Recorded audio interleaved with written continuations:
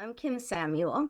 As the kickoff speaker tonight, I want to offer a bit of a framework for consideration as we hear from our experts. As someone who's studied belonging and social connectedness for decades now, I'm really happy to see that social prescribing is gaining traction, including at the World Health Organization.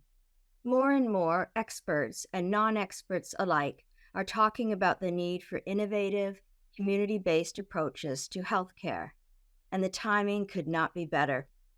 COVID laid bare a hard truth here in Canada and elsewhere. Our healthcare systems really struggle under the heavy lift required during an acute crisis. And as we have more or less come through the other side of the pandemic, another crisis is knocking louder than ever.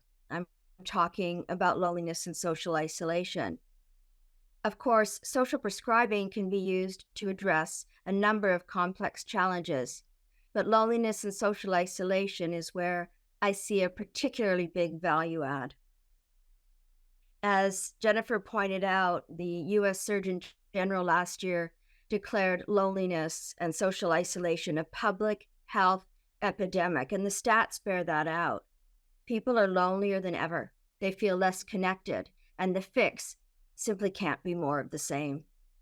I believe that the solution for many of the world's challenges, including this crisis, lies in building belonging. So you may ask, what is belonging? Well, it varies depending on the person, but we sure do know it when we experience it and when we don't. To me, belonging is wholeness and the feeling of being at home wherever you are. To you, it may feel like safety, comfort, or respect. But while belonging will look different for everyone, over the years, my team and I have identified 4 elements that, if prioritized across social, political, and economic spheres, can deliver belonging for the greatest number of people. We refer to these dimensions as the 4 Ps. That is, our connection to people, place, power, and purpose. First, people. This refers to cultivating meaningful and reciprocal relationships with those around us. Place is about feeling connection to the natural and built spaces where we live. Power is all about having agency, choice, and voice over the systems that govern us. And purpose means sharing belief and meaning in something bigger than ourselves. When you look at the 4 Ps of belonging, you may be able to see why I'm such a big fan of social prescribing. After all, social prescribing recognizes that health is holistic. It also appreciates that we can't keep overburdening our medical systems. As we look to the next years and decades, the more effective the strategy is to ensure long-term population health and wellness is going to be largely dependent on a focus on prevention and maintenance.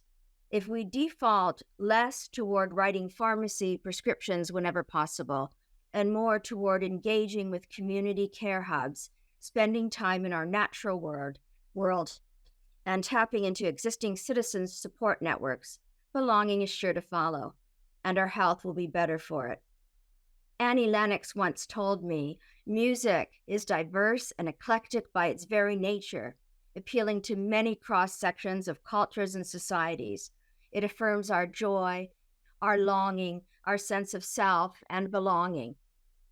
For this very reason, there should be no surprise that the arts, and specifically music, feature prominently in discussions around social prescribing.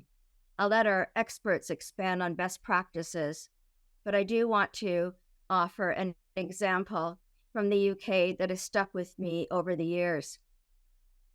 It's called the Thames Opera Company, formerly known as the Thurrock Community Chorus, beginning in 2011 under the wing of the Royal Opera House.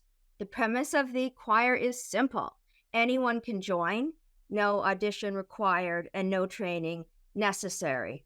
Members range in age from 7 or 8 years old to people in their 80s and 90s. Folks with mental health issues or physical or intellectual disabilities are well represented. This has been an upstart group, a real disruptor, founded on the principles of inclusion and reciprocal caregiving, and the locals love it. That's just but one example. I know that we're going to hear from many, many more this evening. So let's get started. Thank you.